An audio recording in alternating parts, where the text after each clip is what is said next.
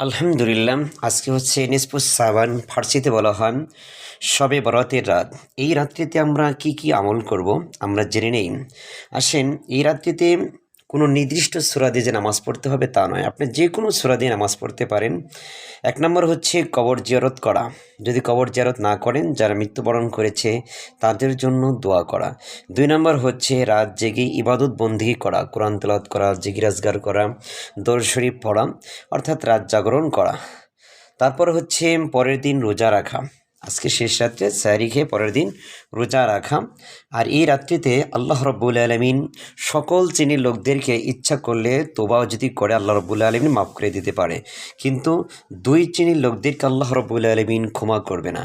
এক নম্বর হচ্ছে মুশরিক যে ব্যক্তি, দুই নম্বর হচ্ছে হিংসুক যে ব্যক্তি, আত্মীয়তার সম্পর্ক ছিন্নকারী এবং টাকনুর নিচে কাপড় ধানকারী, পিতামাতার অবাধ্য সন্তান মদ পান করে যারা, তাদেরকে আল্লাহ রব্বুল আলমিন ক্ষমা করবে না।